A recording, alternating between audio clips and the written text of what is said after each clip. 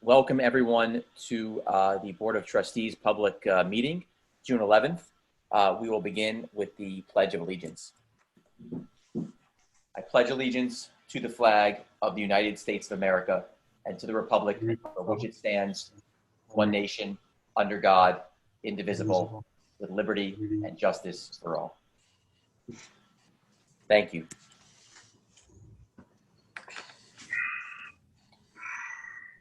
So that being said, we can wait just a bit longer to see if anyone else will be joining us.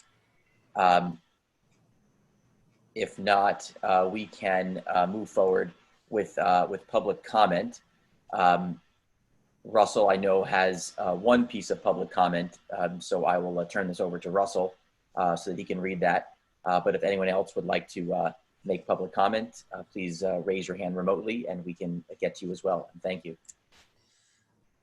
Is the board received a letter today at 5:30 p.m. And it's from Megan Noonan. I did not get an address, and I, again, with the timing, I wasn't able to respond back and ask her for the address.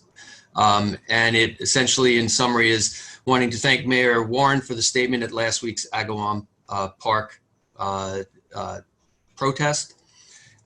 She feels that it's important that to know that New York State has passed some historic police reform legislation, and she believes that it's time for us at this moment to make it into a movement. She's asking for a reimagining of our public safety strategy, and in closing is looking for police reform as a public health and safety issue of vital importance. New York State has made an admirable start. Southampton Village can do more. As always, thank you for your services and for being part of the change your constituents want to see. I will put this correspondence up online for people to see as soon as we can do that. Again, this came in at 5:30 this afternoon. I have no other public comment.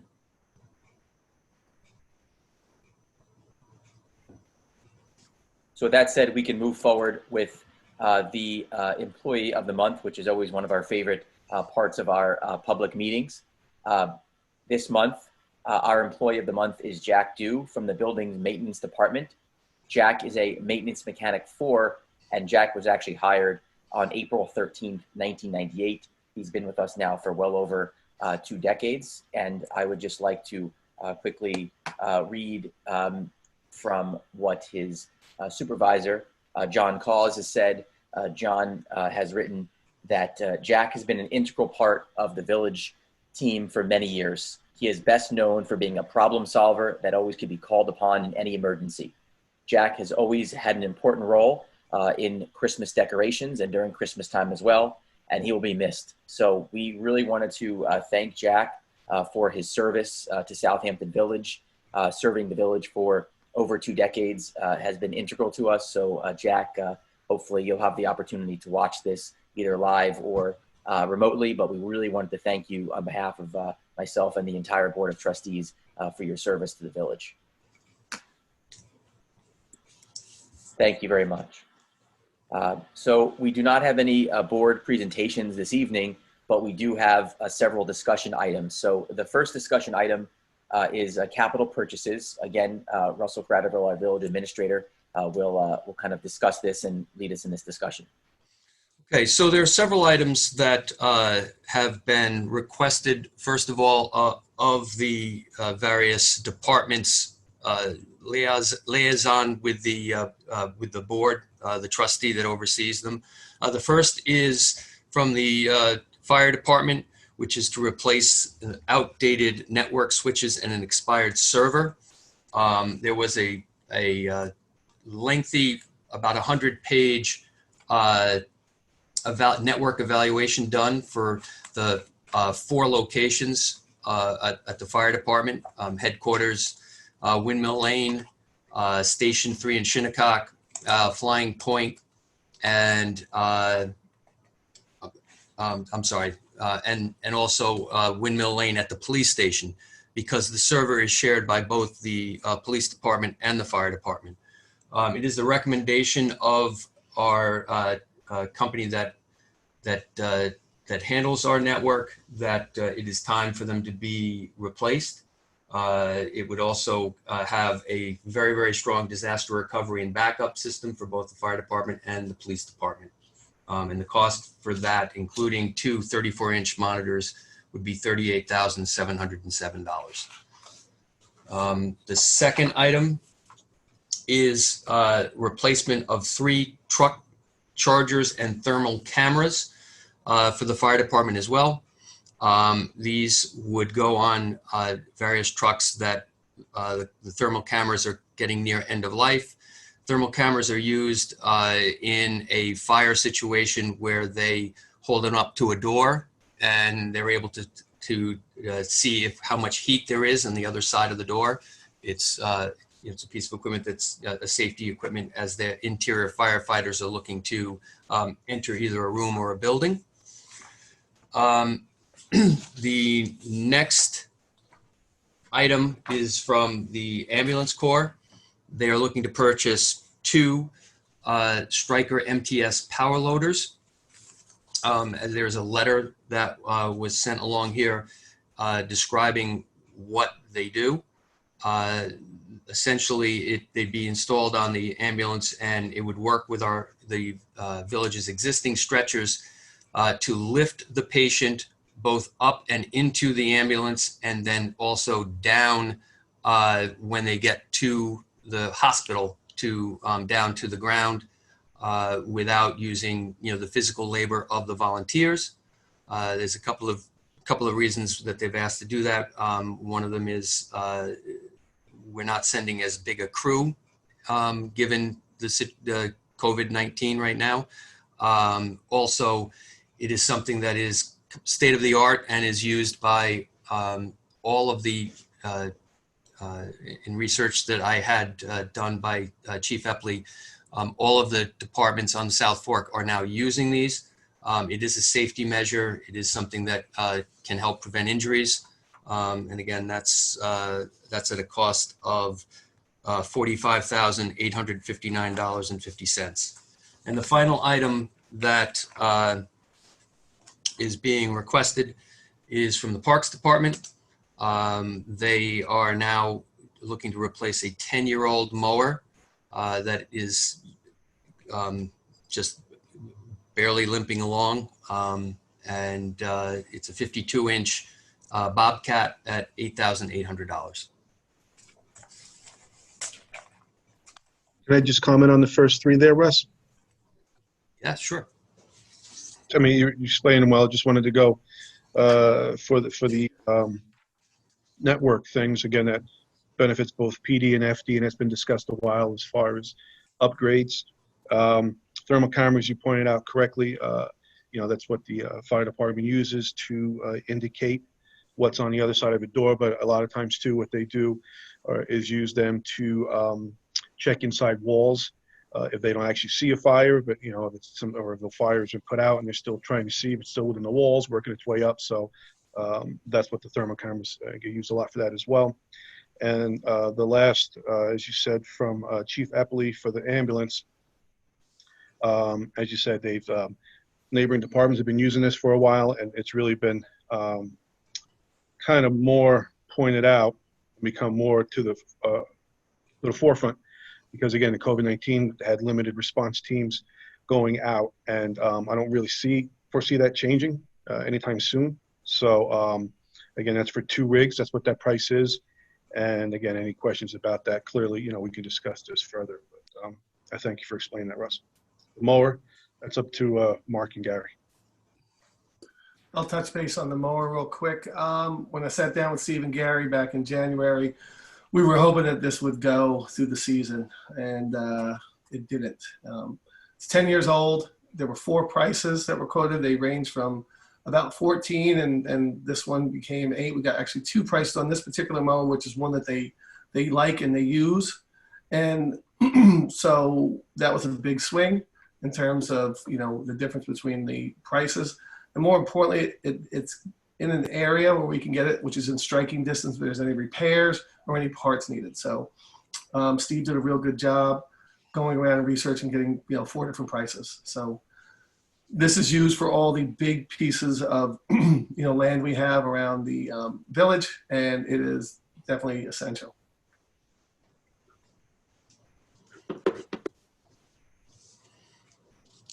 So there is no resolution on for any of these items. Certainly the board could take, time. We could look to do this on the next meeting of the 23rd. What I will say is that the one item that I feel, and Trustee Parrish, you can weigh in, that may need to be purchased sooner rather than later would be the mower.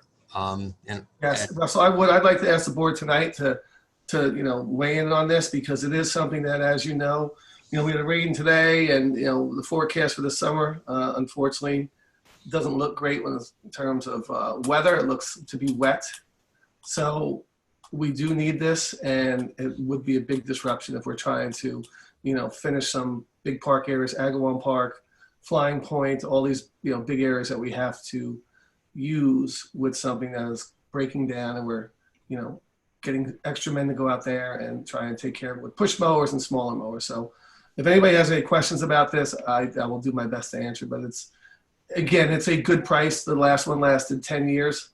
So it's a good value, and it's a machine that they're familiar with and they like. I'm fine with going ahead with it, Mark.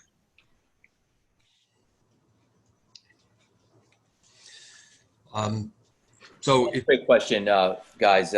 Sounds good. Thanks for the research there, and thanks to Steve at our Parks Department. Mark and Gary, just a quick question: have we curious how we got to that price? I'm probably not correct here, but I just did a quick Google search, found one online for $4,995. Is that just a different model? Are we going for a certain model that would require it to be $8,000? Just curious how we got to that price, but obviously we definitely need to replace it. Right. I will tell you this: I don't know the exact model. Gary might be able to weigh in it, but they went from John Deere's to different brands. Obviously, the John Deere was the most expensive, according to Steve, but this is one that they've used quite a bit.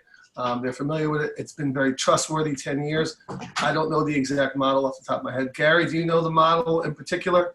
Not the model, but that it's a 52-inch cut Bobcat. So I don't know the one you're looking at. Jesse. Yeah, that's the one I'm looking at, but we can. What I will say, Jesse, and I think this is a good. This might be a good. If everyone's in agreement, we could have a ceiling of $8,800, and certainly any additional research that could be done tomorrow could be done. And if you authorize a purchase of up to $8,800 and we get it for less, we've already authorized the purchase. Hey, sounds good. Thank you, Russell. Yeah. Thank you, Russell, Russell. would the model number be on the purchase order that you have? I have it here. Yeah, I actually have the quote. It's a 52-inch ProCat 5000 KAW FX 730V. Okay. We should check the warranty too. Yeah, we will do a side-by-side comparison. Okay, and then the only two other questions I have regarding the thermal camera as well as the Striker power loader. Can this be bid out, or what's the process in that? Could it be bid out to try to get more competitive pricing, or has that already been done? I'm going to, and I don't have that in front of me, but I will check that. I would be safe to imagine that the power lift was taken off of a state contract or state bid, because that would be, if this were to be approved, that would have to be checked prior to it being signed off on, because it's above the range in which we would be obligated to do a bid or to purchase off of a contract. So what I will say is that, I would be surprised if it weren't, because, Chief Epley is well aware of the procurement policy, but I don't have the contract number in front of me.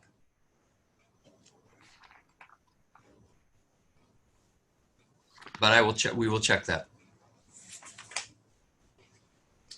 Okay.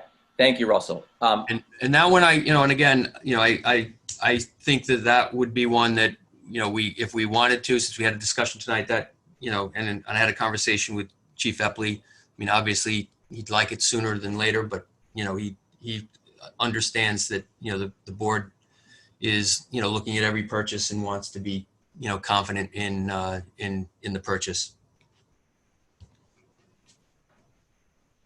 Thank you very much. Does anyone else have any questions or a discussion regarding these three capital purchases? If not, we can move to the second discussion item. I would just add that we not only check the pricing, but the warranties. These are very unique products. My understanding is that the thermal cameras are for the new trucks. Is that right, Rich? You probably know better than I do. So.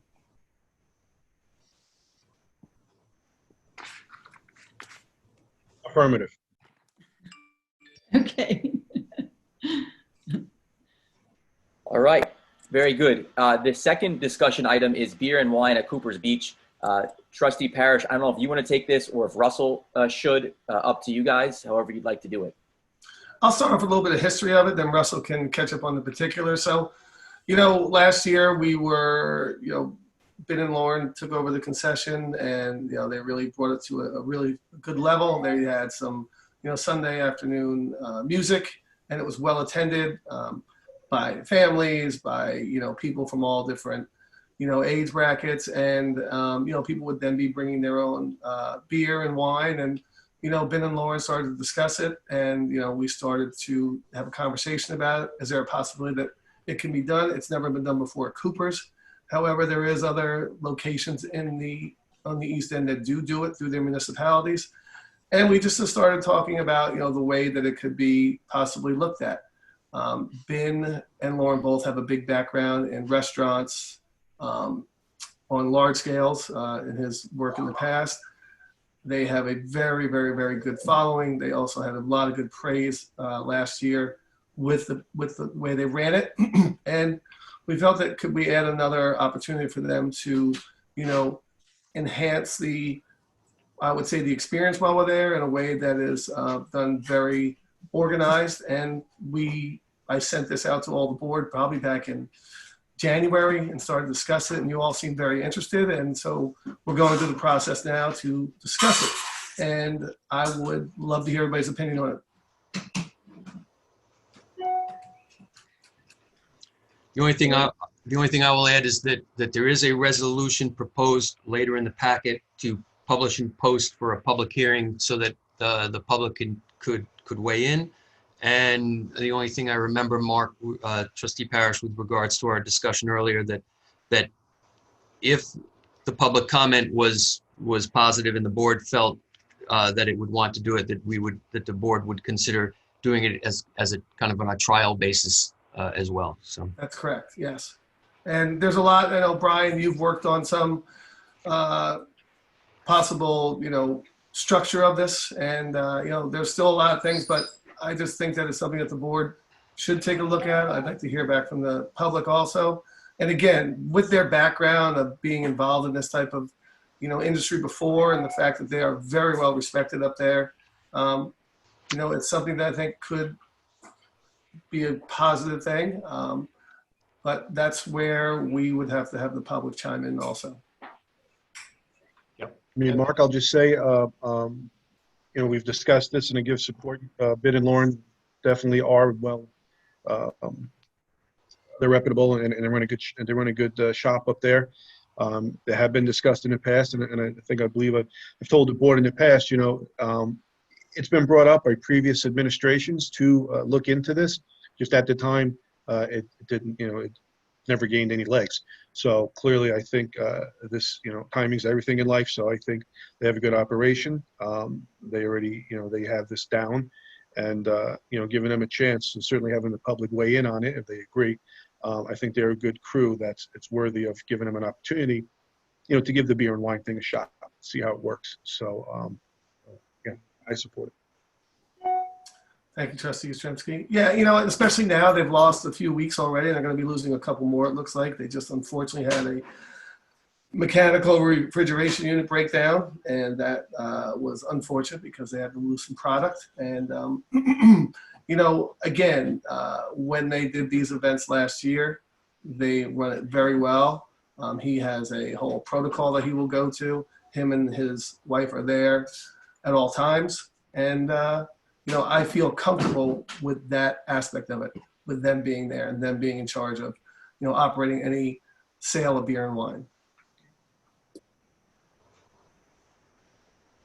Again, the onus is on them. If they mess it up, obviously.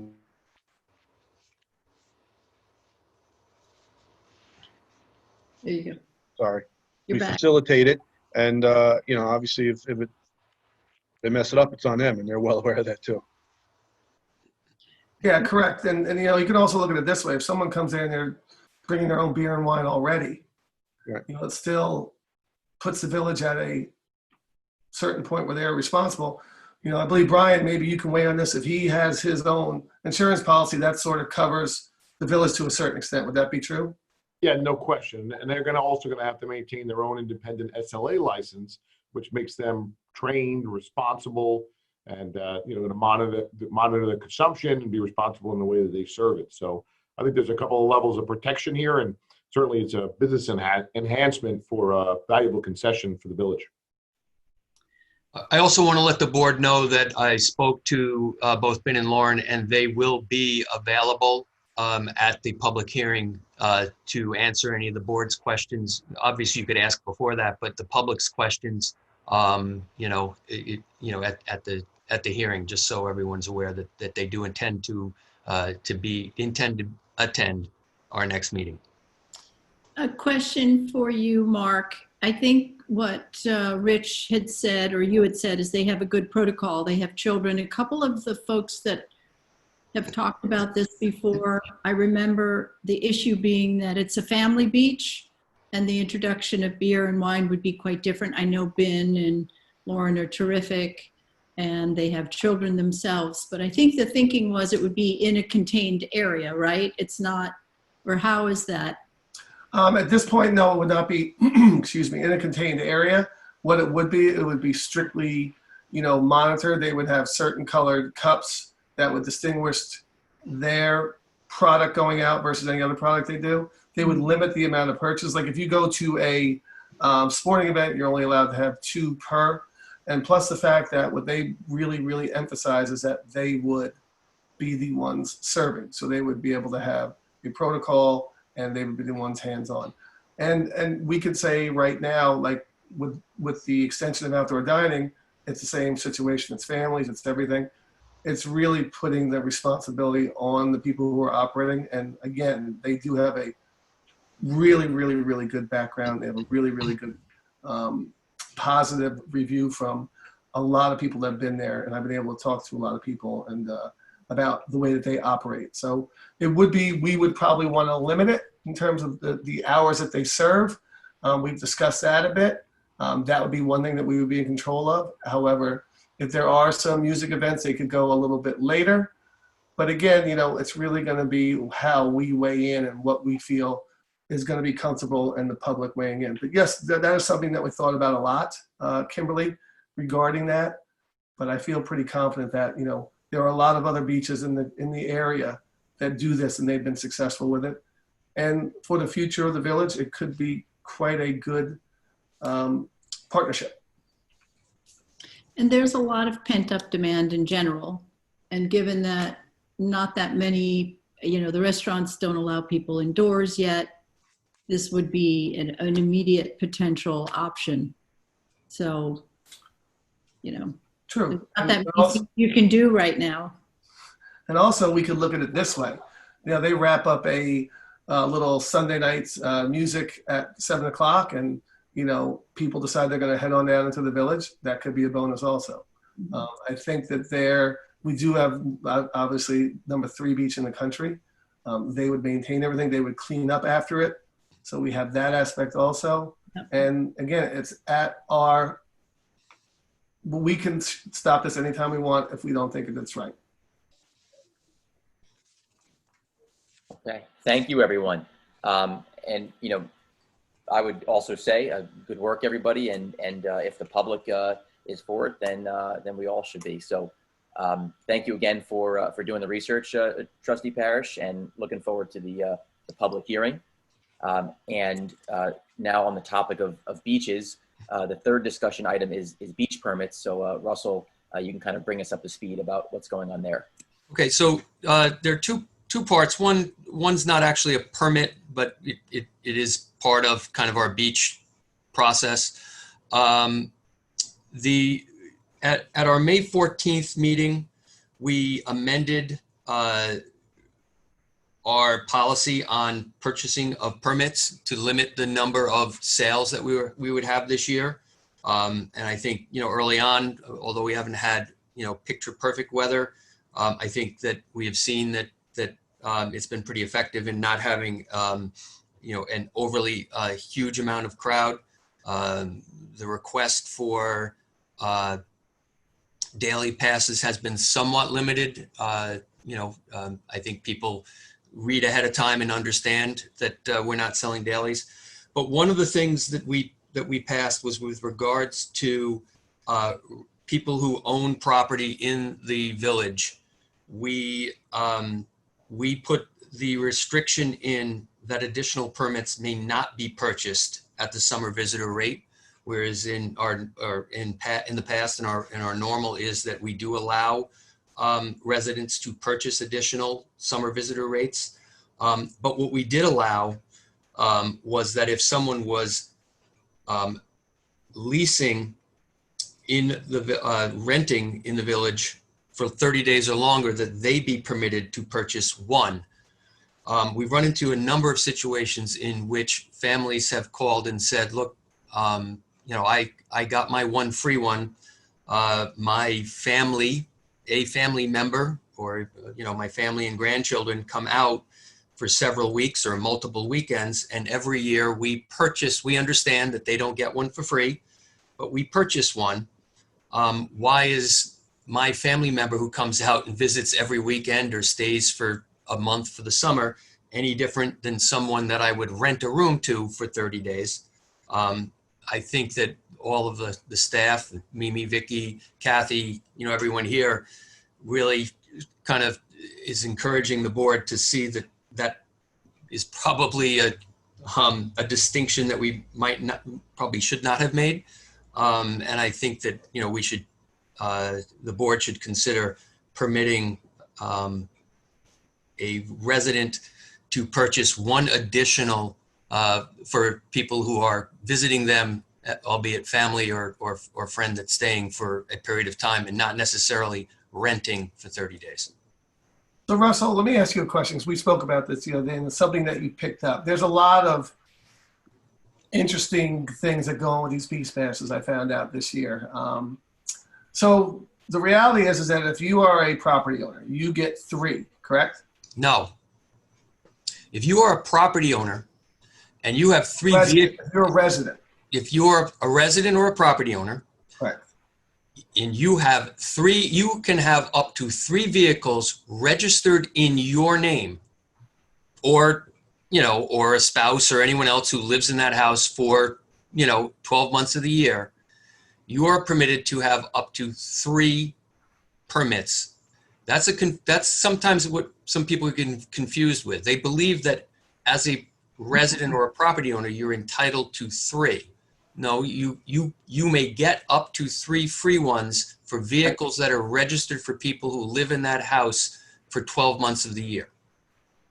It does not entitle you to get 3 because you have someone, an adult child visiting, or a friend of your college buddy comes out, to spend a week, that they receive one. And that is, and again, each year we can review this, but that is consistent with all of the local beaches on the East End. That the distinction of a resident is living in the house for 12 months of the year.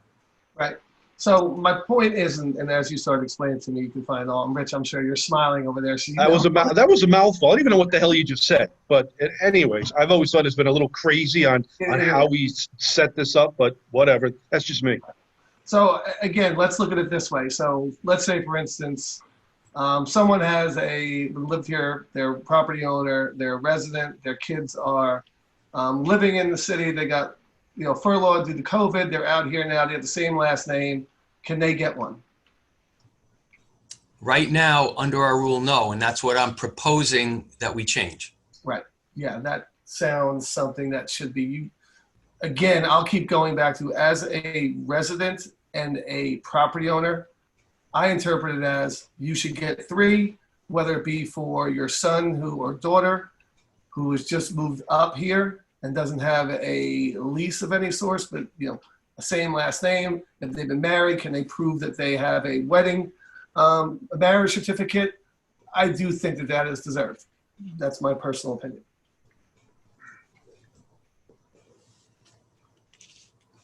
I'm happy to make changes to ease the burden on village staff and also our residents. And as deputy commissioner, I'm also willing to take a look at how, and do it after the summer and after the craze. I'm happy to take a look at how beach permits are issued, done, and try and revamp something so that if revamping needs to be done, we can have the discussion and we'll have something in place for next summer. I'm happy to take a look at that as your deputy, Mr. Trustee Parrish. So there is a resolution later in the, I have drafted a resolution. If the board agrees with that change to the initial resolution on May 14th, I have that prepared for the end of the resolutions. So I'd like to ask anybody else on here, what's their opinions and what's their feelings? Fine by me, and Trustee Polaro, thank you for offering to look at it, later this summer, fall, winter. I think that'd be a big help, but it's fine by me. Is there any indication from the governor that the 50% might get changed? No. No, and again, that would probably be a larger change where we would consider adding dailies and other items at that time. Well, again, this is phase 1 of what we propose. So this sort of, we have to look at this in our next meeting because June 26th is when this sort of phase 1 has to be looked at again from our village standpoint. Is that correct? Right, Russell? Yes. Okay.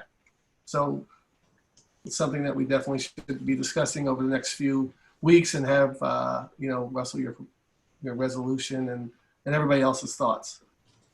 Hey, Russ. Yep.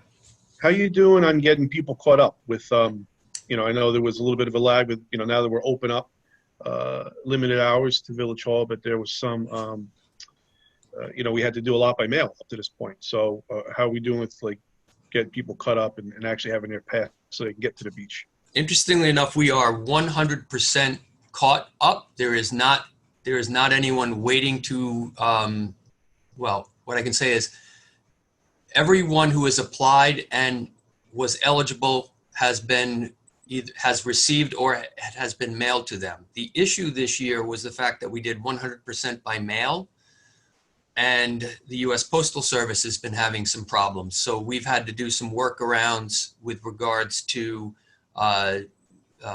permits that were lost in the mail. But again, we put our heads together and came up with a policy, spoke to our auditors on the process that we put in place to replace them.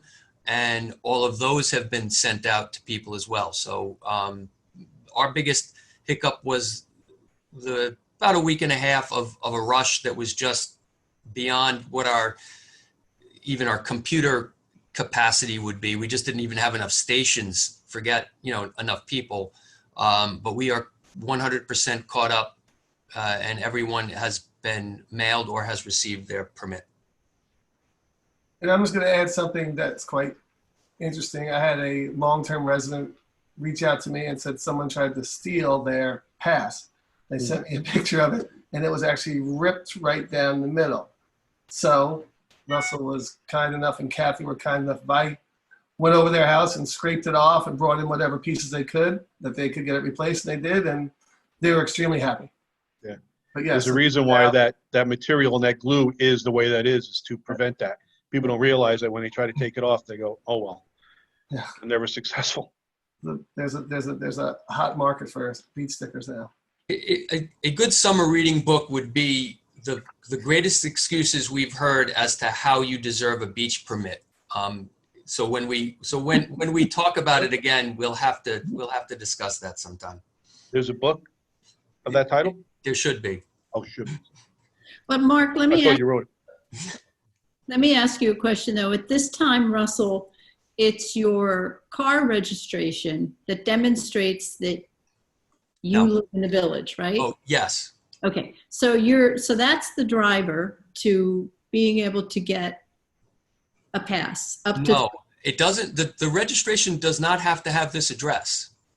The registration has to have if John Doe owns a home at 64 Halsey, okay, it's got to be John Doe's vehicle. His registration could say 14th Street, Manhattan, but the registration of the vehicle has to match the property owner or the person who is renting the house 12 months a year. And the way we prove that is either you see that exact name on the tax bill, or they demonstrate, as a renter does, utility bills over the past 12 months in some way, shape, or form. I think you asked for 2 or 3 over the last 12 months, right? Correct. Okay. But the situation that I think you're hearing now is I live here and my spouse, partner, son, daughter comes here every weekend. They technically work someplace else, but they're here every weekend. Why can't they get a pass? And in the past they could. What I'm saying is that in our restriction of May 14, so that we were not overselling passes, we eliminated the ability for that person to purchase a pass. And all they're asking for, they're not asking for a free one. They don't believe they deserve a free one. All they're asking for is the ability to purchase one. And our resolution was too restrictive to allow them to do that. And tonight we're just asking for that to be lifted. And the other scenario, thank you for that clarification, Russell. And the other scenario is I'm a parent, my partner, spouse, son, daughter, whatever, has been furloughed. They come here because they can no longer be where they are. They would like the opportunity to have a pass for that individual. Yes. Okay. Okay.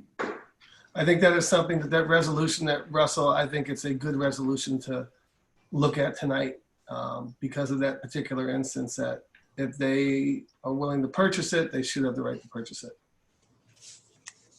Mm-hmm.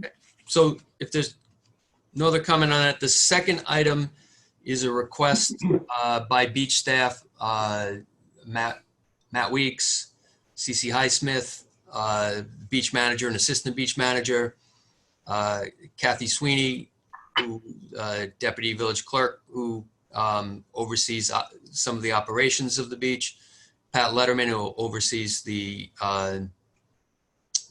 equipment. They would like to start the sale of umbrellas only. And there's a couple of reasons. One, they feel very comfortable in the protocols in which they have put forth in how that would take place. Two, there is on-site sales at the town of Southampton. We are comfortable. We have a process that will protect our employees, protect beachgoers. And the second reason is a safety reason. Because we're not selling umbrellas, everyone is bringing umbrellas. Most of the umbrellas they're bringing are things that they're picking up at a very inexpensive place. And with, any type of wind at all, we've had numerous situations in which umbrellas are blowing around on the beach. We really can't prohibit umbrellas because I think it's an important, shield from the sun. I think we have a process in place that would work. We've reviewed it, several times, reviewed it with county health officials, and we think that we're prepared to start the sale of umbrellas. Right. Thank you, Russell. I think that's pretty reasonable as well. I don't know if we even need to do, thoughts from the board. Happy to listen, but it sounds pretty straightforward. So with that being said, unless anyone else has any other input, we can now do surf lessons number 4. Okay. Surf lessons is really quick. Alexandra and Julie worked very, very hard at, putting the minutes together, and then Alexandra putting it into legal language. And in review of the minutes and speaking with all of the members of the surf committee, it was agreed upon by the surf committee that that they had requested and voted and agreed that individual lessons, which currently in our rules and regulations state that they can start at 7 a.m., they had asked, and their recommendation was for it to start at sunrise. Their reason for that is that many people like to get out very early in the morning, get off the beach, go to work, go wherever they want to go. And also it would get them the individual lessons off the beach quicker as people start to come to the beach. It seems like it makes sense. So again, if you'd like, I drafted a resolution that we could add on to the end of the packet that would change the language in the rules that were adopted by a resolution from 7 a.m. start to a sunrise start. All right. That was a good call. I think that's a good way to go. Good. Thank you, Russell. Next is outdoor dining and sidewalk sales. And I know a number of members of our board have been working on this and would love to speak about it. First, it might make sense to have Brian Egan, our village attorney, just give us a quick update as to what's going on from a legal point of view. And then I know a number of board members, including Trustee Parrish and Alan, would like to chat about this as well. So maybe Brian, you just kind of give us a very brief update from the legal point of view, and then we can hear some discussion from the board. Certainly. Thank you, Mayor, and thank you, members of the Board of Trustees. This is all villages in Suffolk County and townships in Suffolk County are moving towards this, as Suffolk yesterday entered phase 2, which permits outdoor dining, no indoor dining at restaurants. And as we all know, during this pandemic, the restaurants have borne the brunt of this closure of 100%, and they are quite an important heartbeat of all of our downtowns. So to make that happen, the Southampton, the Village Code already permits, under Chapter A122, sidewalk dining. And what this proposal does, as spearheaded by the board, who has worked very hard on this proposal and received input from other townships and their thought process, is to draft an expedited license based on a drawing that would be approved by the building department. And again, a very simplified license, not drawing, not something that we would normally submit through planning or zoning board in that level of detail, but an approximation of adjacent public property that can be utilized by the restaurant or even retail merchants to use on the front to allow them to use that for outdoor dining, to actually take advantage of this opportunity that they have to literally save their businesses. With regard to, and Trustee Yarzemski drew this point about the service of alcohol and consumption of alcohol in those areas, it is permitted under the Village Code, Section 82-3, if it's done in accordance with a license. I looked at that this afternoon. So if there is a license, that's permitted. And the SLA has promulgated guidance that is also permitting it in that kind of property. The question for liability is that they also, anyone who applies for this license must add the village as an additional insured if anyone is injured on that property in any way.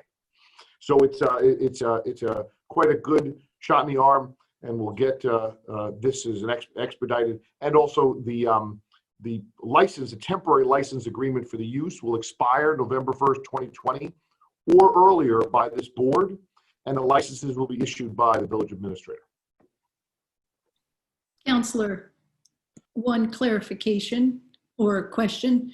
If the establishment has a liquor license, that liquor is to be served at the establishment, and it's not a handing out liquor and you can walk away with it as it's occurred in the, okay. Just wanted to clarify that for everyone. Yeah, no, that's absolutely correct. It is not a waiver of the open container law. It is only in the restricted areas that we're giving a temporary license to. That's correct.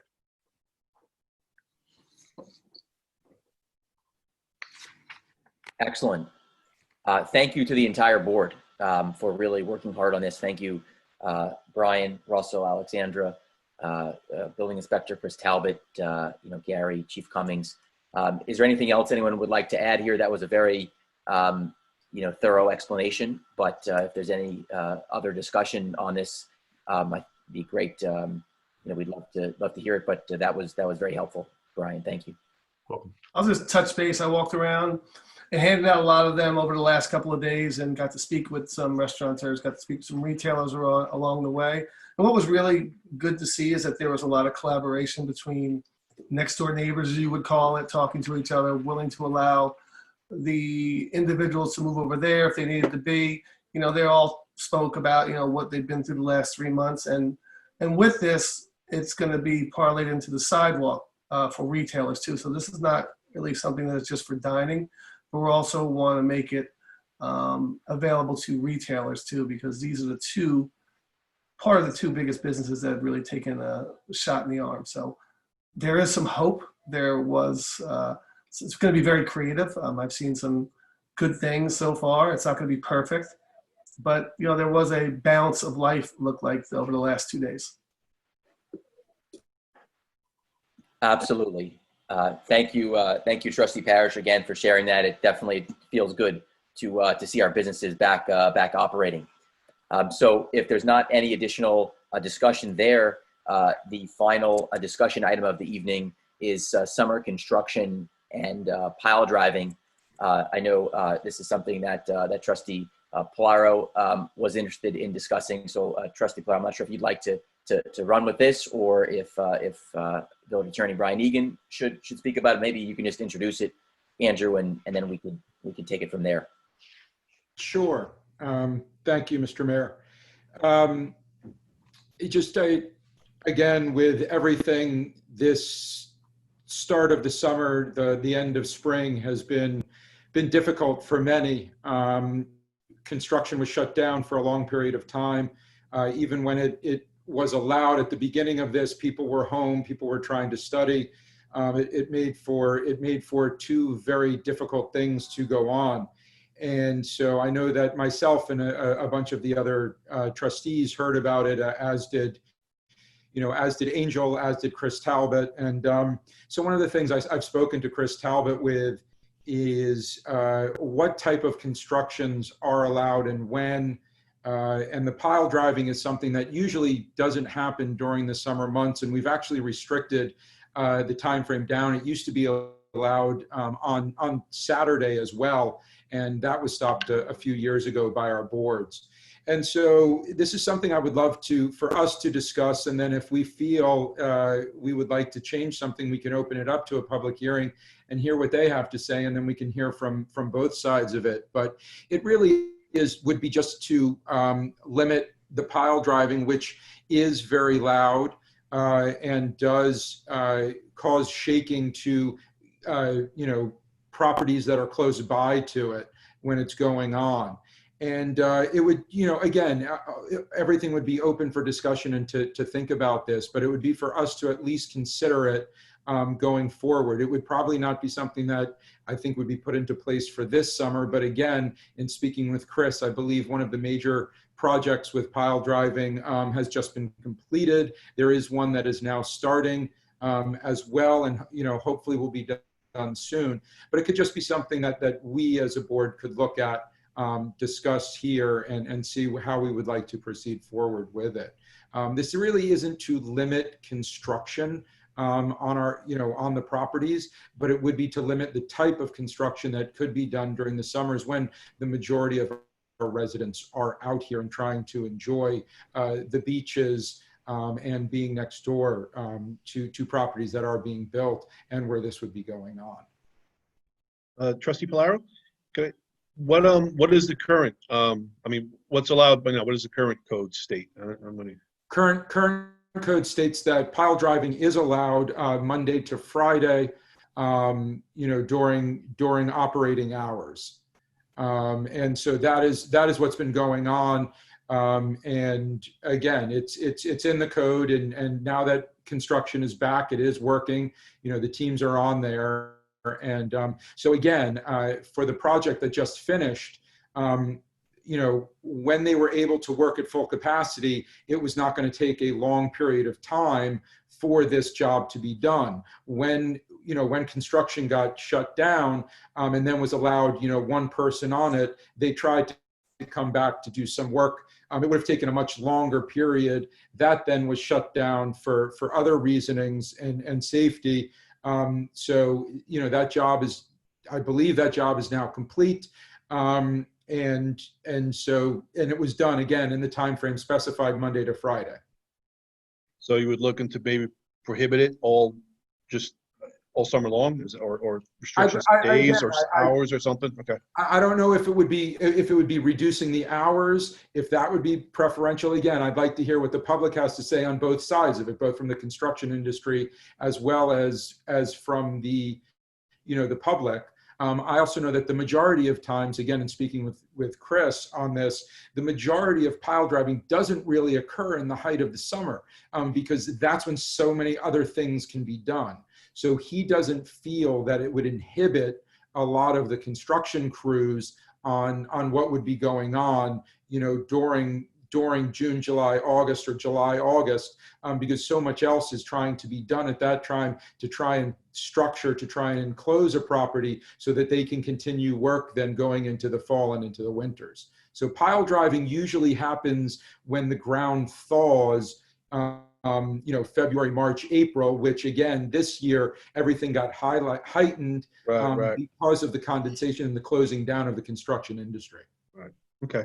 Yeah, I'm glad you said that, because that's certainly an input I would like from the building department, Chris, to see, and you just touched on that. So thanks. Yeah, I mean, listen, I don't, if Chris said that 95% of the jobs were done, June, July, and August, then I would say, no, we absolutely can't limit that and all of this. But with his feeling that, it is not a large portion, it just might be something, again, for us to look at and see if it's something that can help our residents and keep things a little quieter for the quaint streets of Southampton Village. Okay. Yeah, and this all came about because of what we were going through. So normally, as I think Andrew, you were saying, and Rich, is generally most of this pile driving is already finished by probably beginning of May. So it was unique spring, put it at that. But yeah, it would be good to have that conversation and see if there's any, things that can be looked at. All right, excellent. Thank you, Trustee Polaro. That was excellent, and just shows obviously we are listening to the public and communicating with them. So it's good to do what Trustee Polaro has done as far as being a nice liaison to the public and bringing this up. So definitely something we'd love to move forward. So Trustee Polaro, if you'd take the lead on this, we all would be very supportive of you. So thank you again for the work on this topic. And now, with that said, we don't have any public hearings tonight. We have one communication to the board. That's from Scott Stevenson, which is a request for stump removal and tree replacement at 148 Woolley Street. So Russell, maybe you can just explain this to us, and then we can move to suggested resolutions. Very quickly, unless Gary has something to add, the Highway Department, under the advice of its arborist, removed a tree that was considered dangerous at 148 Woolley Street.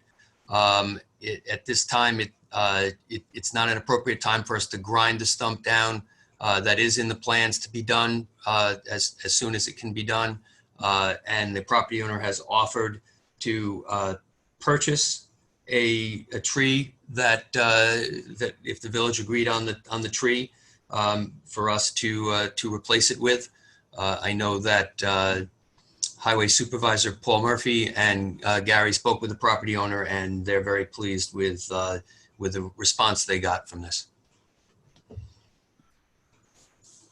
Thank you, Russell. Sounds great. Anytime a property owner wants to put additional funding into the village and to properties, that's great. So we'll let obviously DPW, Gary, and everyone take care of that. But I'm definitely very supportive.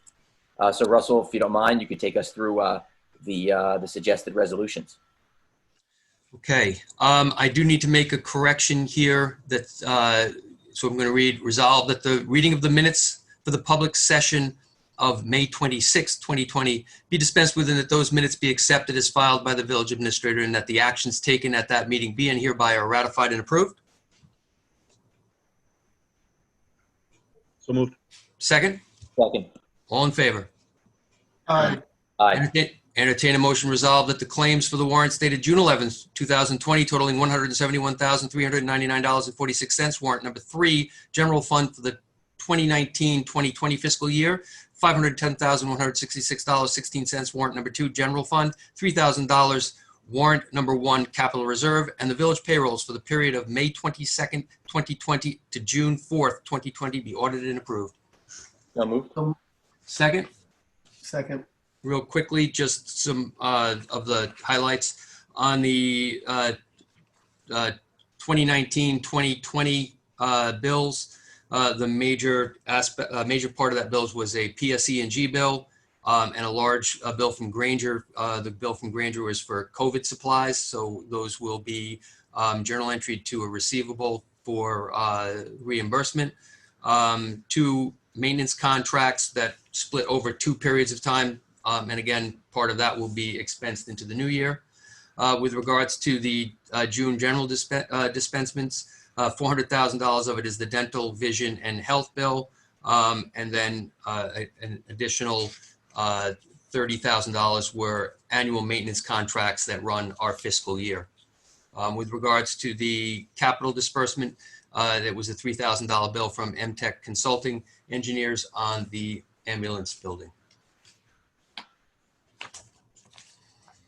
No other questions? All in favor? Aye. Aye. Resolved that the Board of Trustees hereby approves the attached schedule of budget transfers to eliminate line item overages for the period of May 27th, 2020 through June 11th, 2020 for the fiscal year ending May 31st, 2020. So moved. Is there a second? Second. Okay, essentially it's just moving some monies that at year end, as usually the case, we do try to keep our budget line items as close as possible. A couple of these items the lines are over actually because of purchases for COVID. Again, same explanation as I gave before, but that's the explanation on those budget transfers. All in favor? Aye. Aye. Aye.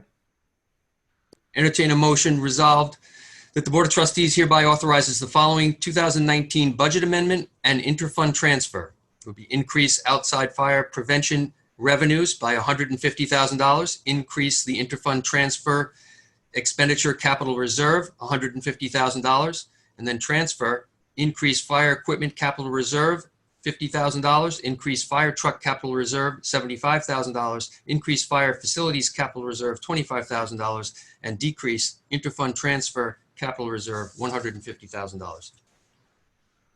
Russell, would you mind just walking us through this a little bit more, just explaining exactly what these transactions, if you will, are? Okay. But first, may I ask for a motion and a second, and then on discussion, I'll do that? Motion. Second? Second. Okay. So each year, the village puts aside $975,000 in interfund transfer that goes into capital reserve. And a couple of meetings ago, this board moved that money over. In addition to that, the village at year end will take a look at what our revenues were from outside fire prevention, what our expenditures were throughout the year, and in an understanding, not of any set amount, but an understanding with the fire department as well as the fire district, we supplement and add to the capital reserve account on an annual basis so that we, over the course of time, can purchase fire equipment, fire trucks, and make improvements to the fire facilities without going out to borrow money. Most districts, fire districts, and many villages, when they want to purchase a fire truck, they make the determination that they need to buy it, and then they go out and borrow money to do that. What this village has traditionally done, and is lauded by auditors that we do this, is that we set aside money each year, and so that when we do need to purchase, for the sake of argument, cameras for the trucks or new software, new computers and software, or to buy a new fire truck, or a major capital improvement to the facility, that we have money on hand. And so this is, the portion that, I'm recommending as the administrator to do. This year, our revenue for outside fire protection was $175,000 higher than what we budgeted. So the first part of this resolution essentially says, let's increase the budget for revenue by $150,000, which is a conservative number. Again, we brought in $170,000 more than we budgeted. And take that additional revenue and put it into the capital reserve in the general fund. The second half of it is taking the money out of the general fund and transferring it into the capital reserve account for the purposes I spoke about, so that we can make purchases for fire equipment, fire trucks, and fire facilities in a pay-as-you-go manner, as opposed to going into debt to purchase them.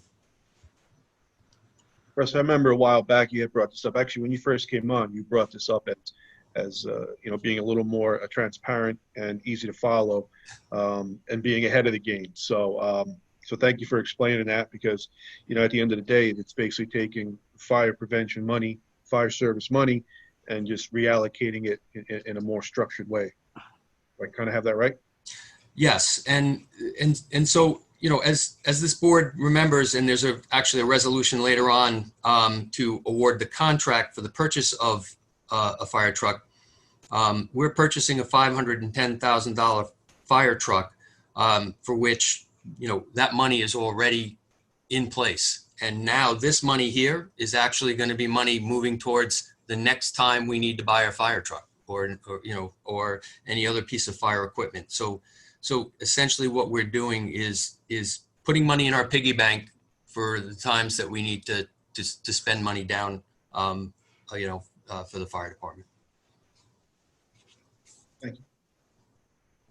Russell, my question is, where is this money coming from? Because obviously you see here, there's increases of $450,000, but yet we're only decreasing the interfund transfer by $150,000. And then obviously you mentioned there's also $175,000 of extra revenue, but where's this extra? It doesn't net out. So where's the additional funds coming from? It's one of those unusual accounting things in essence, when you're actually increasing in your budget, your budgeted amount for revenue. So what you're doing is saying, instead of I think we had $975,000, I'll say, in outside fire prevention, we're increasing the revenue side of the budget by an additional $150,000. So you then need to increase something on the expenditure side. And so the first half of it is you're increasing your revenue in your budget by $150,000, and because you have a balanced budget, you have to increase your expenditures. So the increase in anticipated, in this case, received revenue. The increase in the received revenue is offset by an increase in the, on the expenditure side of our budget in the general fund. So that's the balance. That's the balance on that entry. Then the rest of the entry is an offset of increasing in the capital reserve fund $150,000 and then decreasing out of the expenditure line in the operating budget of $150,000. So it's a balanced Balance sheet. it's a balanced entry. Credit and the credits and the debits balancing one another out. Yep. When you're Accounting creating, measure, as Steve Funtz used to say. correct. When you're creating when you're creating the budget even from scratch, the first, so you say we're going to get $100,000 in for beach revenue. Okay. Where are you going to offset that on your expenditure side? So then you're increasing your expenditures. So in essence, you're increasing your budget for the prior year by $150,000. That increase is coming from additional revenues we received from outside fire prevention. Got it. And Russell, last question from me is on the most recent documentation, we had outside fire prevention revenue at $997,200. Do you have the exact number that we finished last fiscal year at? I do.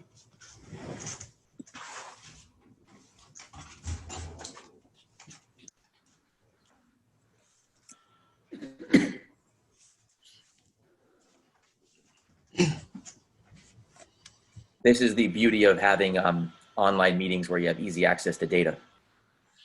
$1,187,530. Okay. All right. That's good news. Thank you, Russell. Okay. No other questions? All in favor? No, I'm sorry. It's a roll call. So Trustee Yastrzemski.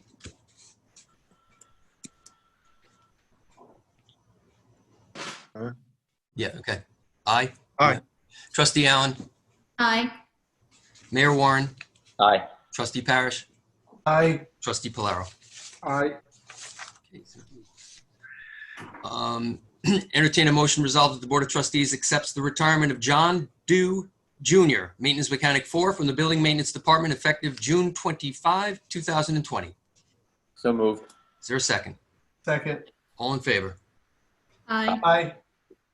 Entertain a motion resolved that the Board of Trustees of the Village of Southampton hereby states its support of the pedestrian infrastructure enhancements, and be it further resolved that the Board of Trustees authorizes the mayor or his designee to sign any and all necessary documents, including but not limited to the required easement, lease documents, and an intermunicipal agreement, subject to the review and approval of the village attorney, to participate in the above referenced program, which is the Suffolk County Downtown Revitalization grant application that we have submitted. So moved. Second, Second. all in favor? Aye. Aye. Entertain a motion resolved, the Board of Trustees ratifies a grant application submitted June 8th, 2020 to the New York State Empire State Development by the Village of Southampton in partnership with the New York State Center for Clean Water Technology, requesting grant funds in the amount of $346,300 to support groundwater remediation, sensor technology, remediating groundwater contamination around Lake Agawam via sanitary system upgrades, a permeable reactive barrier, and real-time sensors telemetry enabled water quality improvement projects for Lake Agawam, and providing village matching funds of $134,250 in the fiscal year 2021-2022. So moved. Second, Second. all in favor? Aye. Aye. Aye. Mayor Warren will make a motion, be it resolved that the Board of Trustees authorizes the payment of Eileen Musara as a part-time senior office assistant for the period of May 20, 2020 through May 22nd, 2020 for 22 hours at a rate of $25 per hour. I make that motion. Is there a second? Second. All in favor? Aye. Entertain a motion resolved the Board of Trustees hires Theodore Sklar, Esquire, at a rate of $225 per hour, not to exceed $5,000, as special counsel to the Ethics Board. So moved. Is there a second? Second. All in favor? Aye. Question real quick. Okay, I guess we have the ayes there, but Steve Leventhal, is he still working for us as well, or what's? No, so I spoke with Chairman Picot at the Ethics Board, and we both agreed that when there were moments when the village attorney, myself obviously, or our staff, village attorney staff, could have a conflict because we serve as counsel under the village code, there are going to be opportunities or moments when they need special counsel. And in this instance, Mr. Picot recommended that they hire Theodore Sklar on a general, but the goal of the resolution was tonight was to authorize up to $5,000. But Mr. Leventhal is not engaged. Mr. Sklar would be engaged in just with this particular resolution. Got it. Thank you. You've got my eye as well. Okay. Okay. Mayor Warren will make a motion. Be it resolved that the Board of Trustees hires the following seasonal laborers in the Parks Department effective June 12th, 2020. The list I is think below. you missed number 10. Or maybe oh, my mistake. Good? Yep. Okay. Mayor Warren, Motion. is there a second? Second. All in favor? Aye. Aye. Mayor Warren will make a motion. Be it resolved that the Board of Trustees hires the following seasonal traffic control officers in the Police Department effective June 12th, 2020. Motion. Is there a second? Second. All in favor? Aye. Aye. Entertain a motion to resolve the Board of Trustees settles a claim in the amount of $1,647.33. So moved. Is there a second? Second. All in favor? Aye. Aye. Entertain a motion to resolve the Board of Trustees authorizes the mayor to enter into a contract with Rosenbauer South Dakota LLC in the amount of $519,504 for a multi-purpose 4x4 custom pumper. So moved. So moved. There a second? Second. Comment, I know that village attorney and I had discussions and Brian, yes, this is off of an OGS contract. You know, although the additional items that they put on are, you know, are add-ons, but it is permitted. The purchase itself is off of a state OGS contract. Okay, thank you for checking on that, Russell. I appreciate that. Got it. Thank you, Russ. And I just want to add to the board that this was a presentation that some time ago when we actually were still in our boardroom before everything. Kenny Rothwell and his crew gave the presentation to us. And we this do will not be need, the second apparatus that we are now purchasing from Rosenbauer, so we're establishing a nice relationship with them and consequently good pricing. I will also add that we do not need to do this as permissive referendum because we established a budget for this subject to permissive referendum. So just a straight vote is fine here. So if there's no other questions, all in favor? Aye. Aye. Aye. Thank you, guys. The FD appreciates it. Entertain a motion resolved that the Board of Trustees authorizes the village administrator to publish and post a public hearing for June 23rd, 2020 for a local law amending section 86.8 of Article 2, Cooper's Neck Beach of the Village Code to regulate alcoholic beverages. So moved. Is there a second? Second. All in favor? Aye. Aye. Entertain a motion. Now, Russ- Yeah, go ahead. Russ, I'm sorry. Can I just, again, so I'm clear on this. So we are now as a board saying they can go, we were going to do a public hearing on this next meeting. Is that correct? Yes. And the public will weigh in. And then if the public is for it, then the vendors are allowed to then proceed with their SLA. Correct. What I'll ask council to clarify is that this will now give the board an opportunity to set rules and regulations around it. So in essence, this local law will permit it. However, the board will still weigh in on the rules and regulations as to how it is permitted. Is that correct? Absolutely. The board can pass those by resolution, but this is a prohibition amending the law that as it stands that it's prohibited. So this is only, again, as we talked about earlier, this is only the minimal amendment to allow our concessionaire to be able to make these sales. Thank you. Okay. All in favor? Aye. Aye. Entertain a motion resolved that the Board of Trustees appoints Reverend William Patrick Edwards to the Senior Advisory Committee. So moved. Second? Second. All in favor? Aye. Aye. Entertain a motion resolved, the Board of Trustees amends the following hourly rates as attached. So moved. Is there a second? Second. All in favor? Aye. Aye.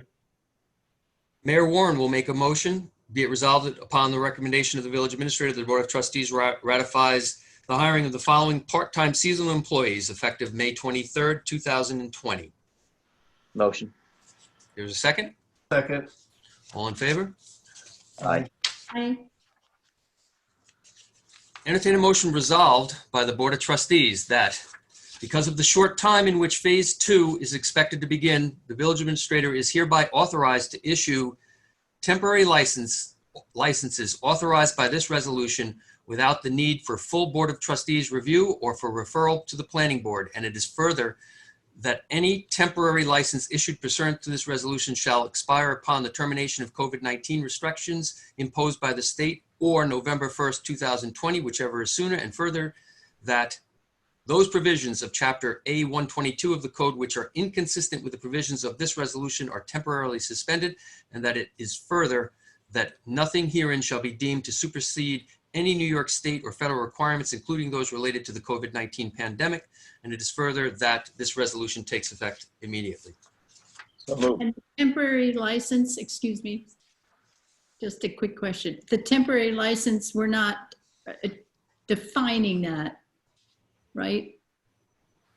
Because Before I have a question, let's have a motion in a second because I just want to keep order. I heard a motion. Is there a second? Second. Okay. Yep. Thank you. I'm sorry, Trustee Allen, defining it in what way? so I didn't hear outdoor dining, outdoor retail. I just heard temporary license, and I may be wrong. Correct. It's temporary, general temporary license. General temporary license, and I didn't fully understand that.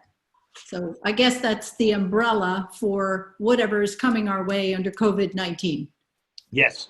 I think the distinction is, and this is going to be as the village administrators issuing these permits. Obviously, restaurants are much more carefully regulated than a retail out front. Although obviously we don't want sloppy displays or those kind of things and something unseemly. But at the same time, we want to be able to get everybody the opportunity to browse, shop, try to do whatever they can in Phase 2. So while the chapter that this is under is Chapter A122, this is going to be a broad temporary license.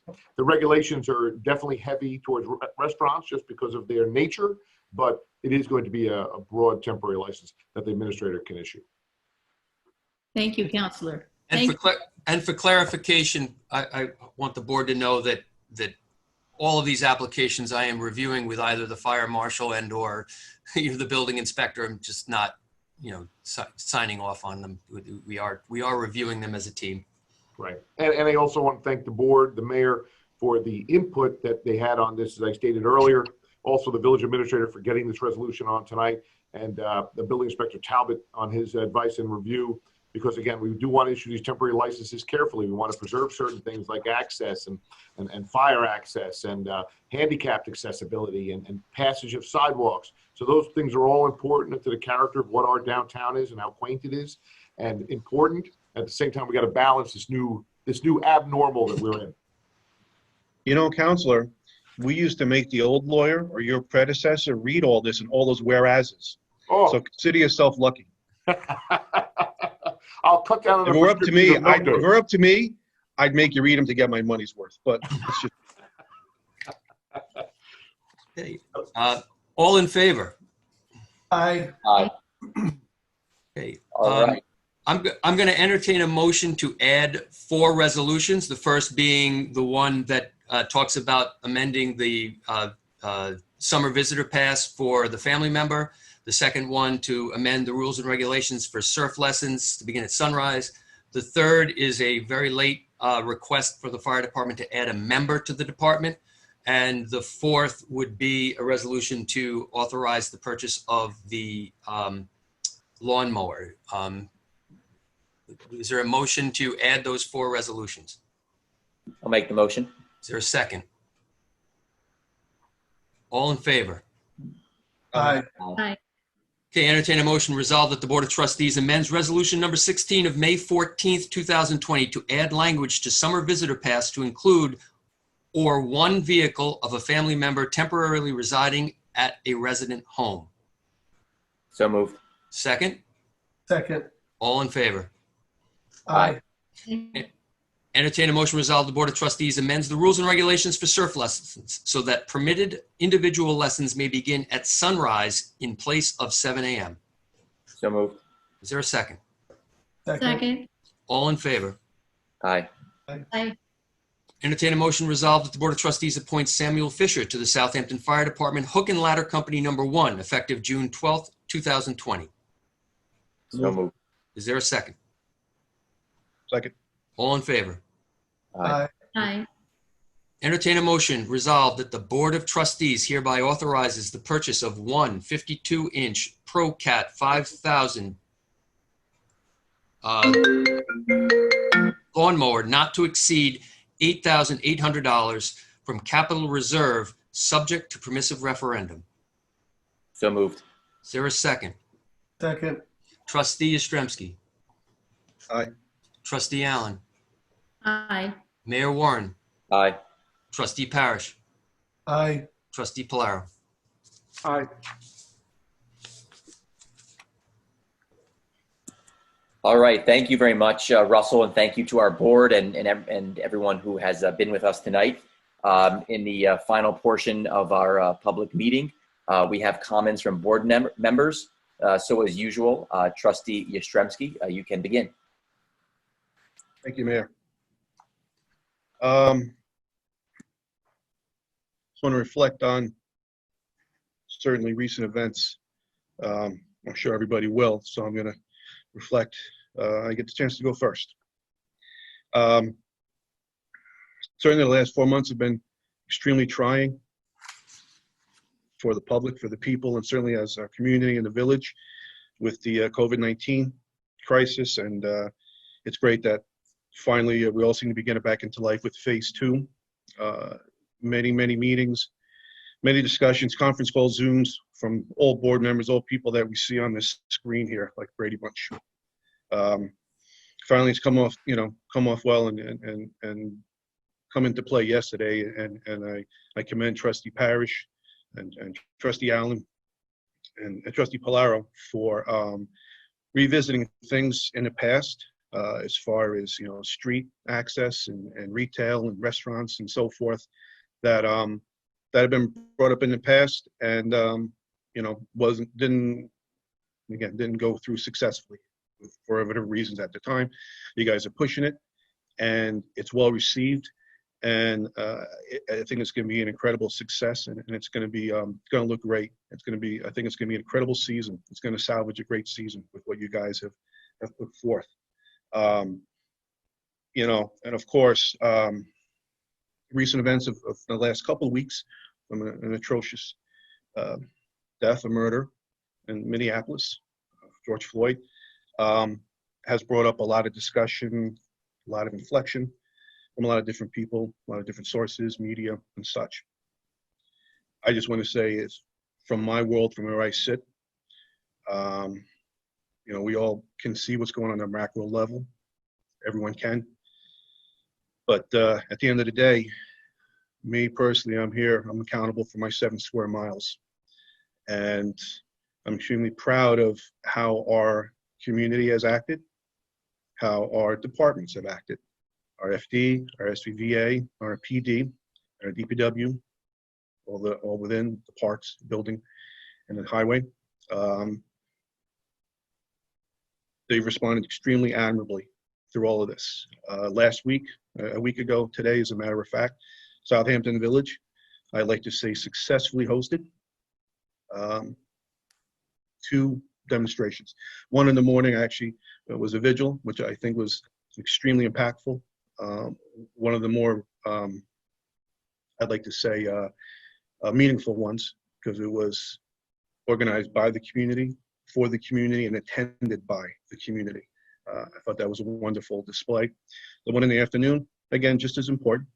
That was a protest, was a demonstration. It went very smoothly. but not many municipalities, certainly small villages, host any type of demonstration ever or one of the day. And Southampton just did 2 successfully.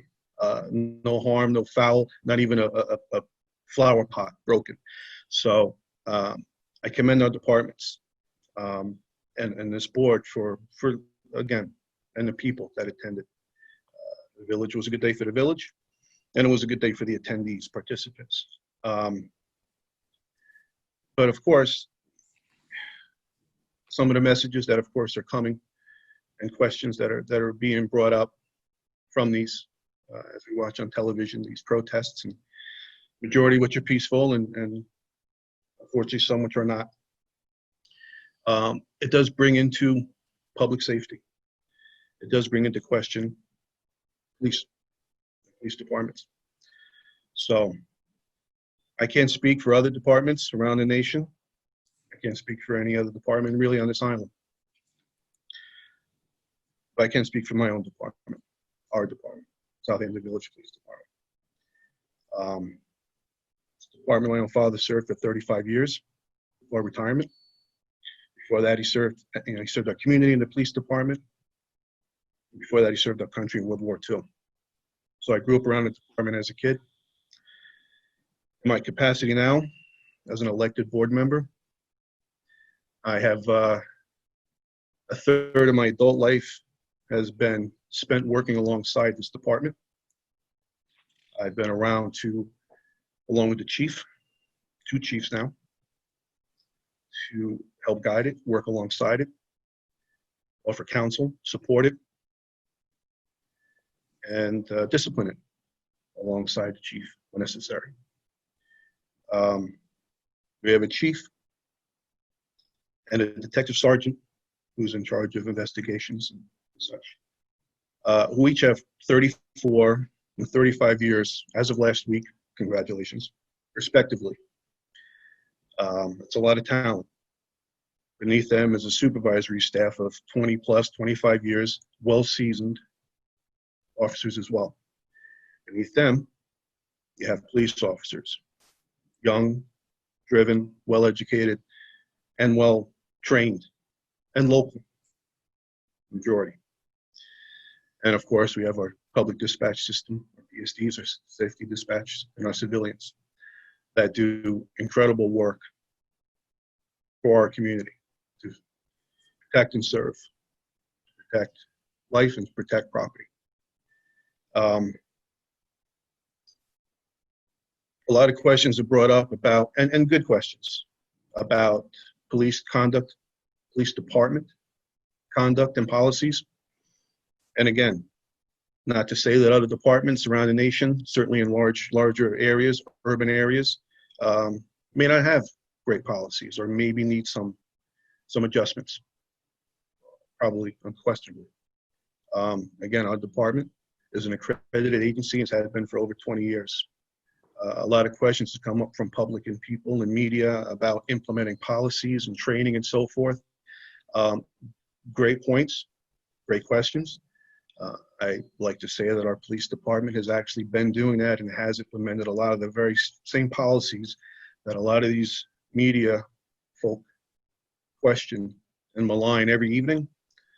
Our department actually does practice these good practices and training, and we will, obviously the chief will display that going forward because the public deserves it. It's a great department. I'm proud of it. I'm proud of all our departments. But again, the PD, the police department, has been the one area of question, abuse, and attack all around the country. I wear this shirt for a reason. I believe in it. I believe in the people that wear this shirt and these shields on top of it. I'll just lastly say that there's a reason why we have a great department. We have great people in it. It takes 3 things. Again, from my experience and my opinion. You have to have good leadership within a department. We do. Seasoned, long-time veterans of our police department leading it.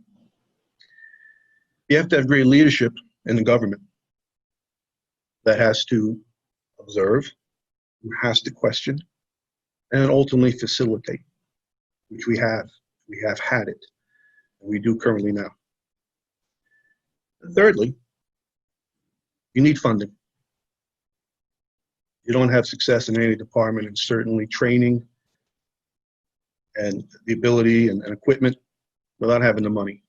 And in Southampton, yes, we are very fortunate that we do have funding to cover a lot of our needs in this community. And going forward, as has been questioned by a lot of people out there in the public, maybe those can be used a little differently to help other areas of our community. But it doesn't necessarily have to be at the expense of our PD, because it has proven to be a very successful. It has been a benchmark for a lot of our neighboring departments. And I'm proud again to have served alongside it for 12 years now. I've defended it. I've helped fund it. I hired a good lawyer. I've been around to hire a good portion of people that are on that department. I wouldn't change any of it. So I commend the chief, Tom Cummings, his whole department and his staff. I know there's a lot of second guessing. There's a lot of questions. I get it, and I know you get it, chief. Fortunately, and as I always say, it's why you make the big bucks. I make the big bucks, and that's what we all signed up for. But I thank you for your service. I thank your entire department. I thank all our departments for what we've done and how they continue to act under all this and perform. And how they've acted in this situation and continue to. I can't be any more proud of you, Tommy. I consider a personal friend of mine over these years in the department and all within. So I thank them for the service. I thank everybody. I thank you for listening. That's all I got. Thank you very much, Trustee Stremski. Our next board member is Trustee Allen. Thank you. Good evening. I'm going to talk about our village businesses and some of our projects, and then I'm going to talk about my heart and some of the things that Trustee Stremski just touched upon. I think we're all thrilled that we've entered phase 2. It's been a long week. I feel as though we've all been sprinting, this entire board. But if you come into the village now, you're going to see a large number of outside dining and a wider range of activity throughout. All we want to do is help our businesses try and catch the season, which is why this entire board and legal quickly sprinted to get this outdoor dining permit in place. And in addition to that, we also waived the fee. And I'd like Trustee Parrish to discuss that some more later. But now that we have all these restaurants, we hope that you come to our village and have a lot of fun. As of today, our boards will be up and running. And I really want to thank Chris Talbot and Susan Stevenson and Alexandra and Alice Cooley for pulling this together. It is not easy to have files that are about 10 feet high during this period. I see our counselor, Brian Egan, smiling, and he knows. A house rendering, if it's a large rendering, can be about 3 inches thick. And we have safety considerations, and we have sanitation considerations and social distancing. And, all of our boards have rallied, and every single board has held their meeting. The ARB is next. They have 14 to 15 applications they need to review. And I just ask all the applicants, thank you for your patience, and I know we'll get through this. In addition, I'd like to thank our business task force. They have done so much good work, and I would like them to come to one of our meetings and tell us that. But we do have an imminent launch of our community website. We've also been distributing our first small business newsletter that covers all of the resources available to our small businesses from our government, from funding to grants to even PPE and some tips from various different organizations. We will be following up with a second so that everyone can keep abreast of all of these changes. It's a moving target. It is not easy. We get daily blasts, and the second we hear of something, we try and get that out. But I wanted to thank the Business Task Force because they've really done a great job communicating with each other and their respective businesses. We also did a lot of sprinting this week as the Lake Agawam Conservancy made us aware of a grant opportunity. Given the financial environment and our need to be prudent, any opportunity for a grant is so appreciated. So I wanted to thank Megan Nattasey and Bob Jifra and Dr. Chris Gobler, along with Janice Scherer and all of us on the board, and you, Councillor Egan, who worked through that over the weekend to get that done. Thank you so much. So that's something that will help us hopefully with our budget. I wanted to also mention that we have a senior committee and they haven't been able to meet, and we're thrilled that Father Patrick has joined that committee, and we hope that once these phases come to pass, for lack of a better word, that we can kind of emerge with some of our senior events with social distancing. But we're very happy to have Father Patrick join us. I know that the mayor started a COVID-19 committee, and this task force did a lot to bring this village along, and I commend them for their work. There's a sub-task force that focused a lot on youth, headed by Kathy Bishop, and it has a large, wonderful representation from the library and SYA and the daycare centers, and I'm sure I'm missing a million. Oh, and Brian Zahn from the high school. So this group is now trying to get through COVID, but they'll be making recommendations for us, and they wanted us to know that a lot of the kids in our community cannot go to camp. They have no outlet and very limited opportunities.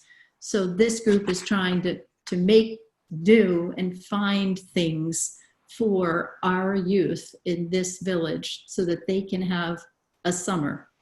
So I wanted to thank that group in advance. And a couple things have come to my attention, and one is, I hate to bring this up, but scam calls. We are getting a lot of complaints of scam calls, particularly to our elderly. The IRS does not call you, the Social Security Office doesn't call you, the CDC doesn't call you, the WHO doesn't call you, the stimulus check office doesn't call you, and PSNG will not tell you to send $100 to avoid a lien on your house. So be very, very careful, because these scam artists are getting more and more clever, and I was very disappointed to hear that we actually had a couple seniors in our village, nearly duped, and one was. So just a warning out for that. So let me move over to the heart. I think we all know there's this powerful movement spreading not only across our country, but across the world, following the tragic deaths of George Floyd and Breonna Taylor and many others. The vigil that took place in this village that this board participated in was one of the most amazing mornings I think I have ever experienced. It was attended by our clergy, our teachers, our community leaders, Shinnecock Nation, many, many people across our community, many families. The speakers were powerful, poignant, beautiful, and uplifting. And I learned a lot. And in these times of rising tensions, it's very important to have these conversations and to allow for healing. I was particularly moved that Nisi Smith, a member of our community, hatched this idea, and with the help of a lot of individuals, and I know I'm going to miss many, many names, so I won't even go there, pulled this together. And I thank everybody who did that. But I will say that I view all of you as first responders, and I think you've helped resuscitate our hearts. And I think we are poised for a much better future, and we are all committed to forging ahead. So thank you very, very much. It was a wonderful, wonderful event. Thank you very much. Our next board member is Trustee Parrish. Good evening, and thank you to Kimberly and Trustee Yastrzemski for sharing those things with us. It makes me a little bit easier because they really covered an awful lot.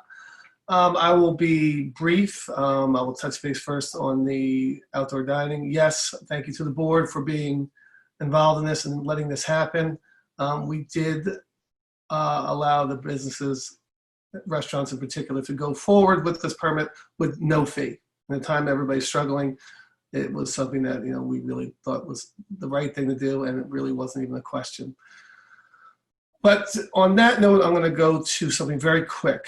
It was an emotional week in so many different aspects, and everybody had their own way of looking at it, and everybody's way of looking at it was brought up, and it was inspirational and uplifting, and there's a lot of ways to describe it that I can't even put into words. But I will say this: people rose up to the occasion. People thought of others. People cared. People showed empathy. People listened. And people offered protection. There was a term used by one of the speakers, and he called it relatives. And it made me think a lot. And I will say this: at the end of Thursday, a lot of people were looking hard inside. And that's a good thing. Challenges are not easy, but they do help make things happen. So thank you to everybody involved, and I mean everybody. Thank you. Thank you, Trustee Parrish. Appreciate those words. And our next trustee is Trustee Polaro. Thank you, Mr. Mayor. Trustee Yastrzemski, Trustee Allen, Trustee Parrish, following you is always tough. You say wonderful, wonderful things and cover the majority of them. So thank you for your words. Tonight,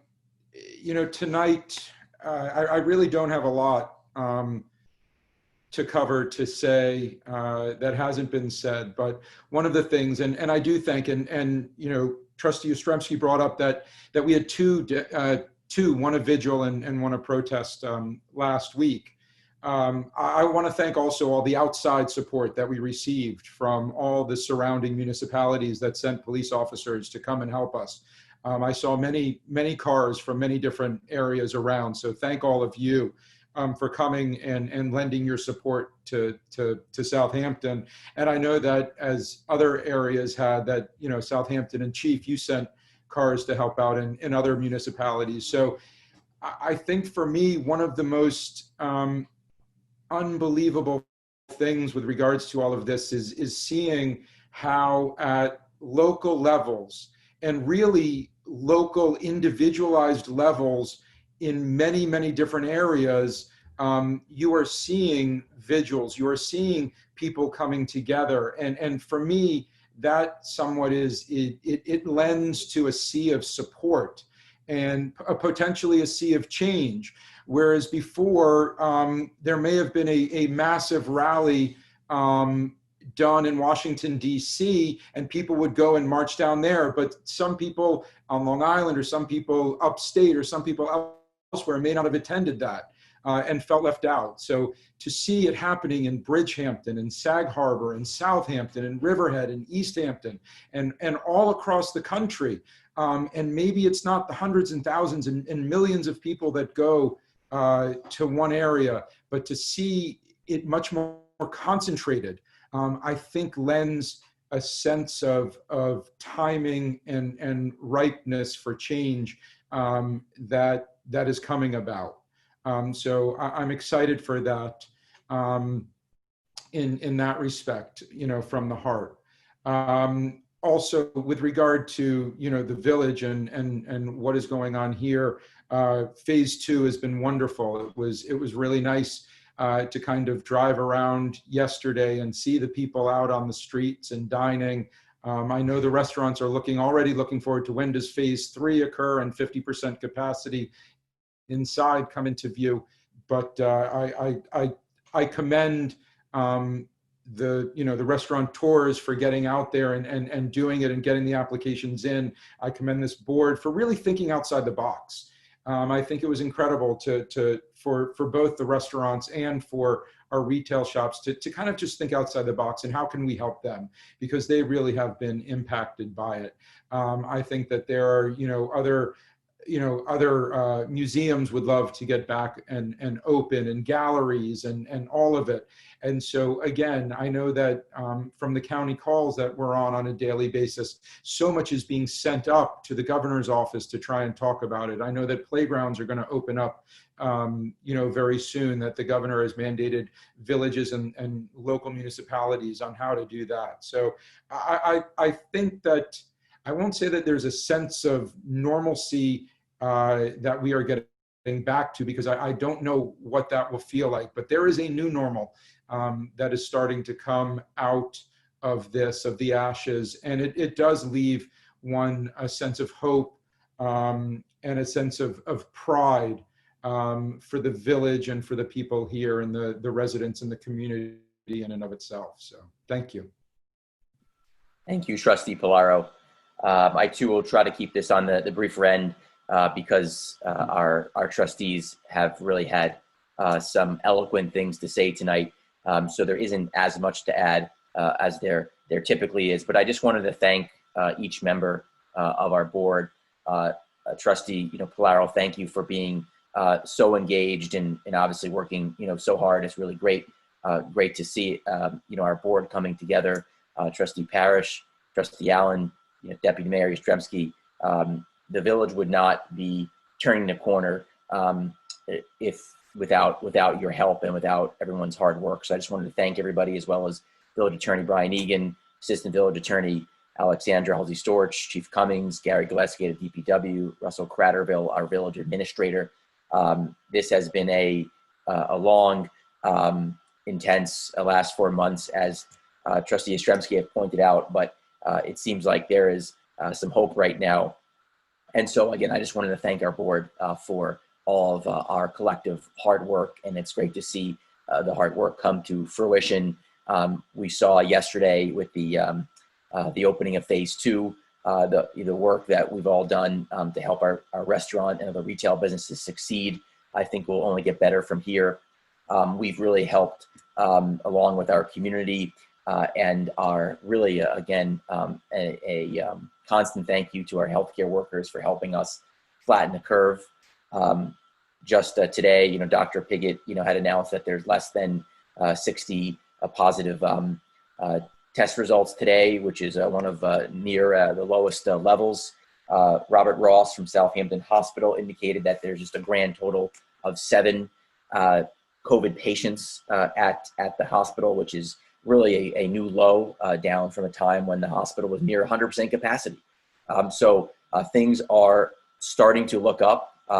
There is a real reason to feel some hope. So again, I just wanted to thank our board. And then in the midst of the last 4 months, still, we managed to get grant applications out the door. We managed to help with the help of the Lake Ogden Conservancy, install a telemetric buoy. We've managed to get our village boards up and running, and we wanted to, we'd be remiss if we didn't thank our village board members and our chairs of the ARB, ZBA, and Planning Board and Planning Commission, who throughout this time have been either getting ready to operate or have been operating remotely. So I think we've done. I think our board has done a really good job, with everything. And then obviously we really had a great week last week. And again, I just want to extend my thank you to everybody. And I think we've really covered everything. There was so much more I'd love to say, but I don't think it needs to be said because I think our board has really covered it. So my goal is really just to thank our village board, our village department heads, board members, board heads, village employees, everybody across the board, because we couldn't have done all this without everyone's help. So that's all I'm going to say this evening. With that said, I'd like to make a motion to adjourn to executive session for the purpose of discussing specific village personnel matters. Thank you again. Second, Second. all in favor? Aye. Aye. Aye.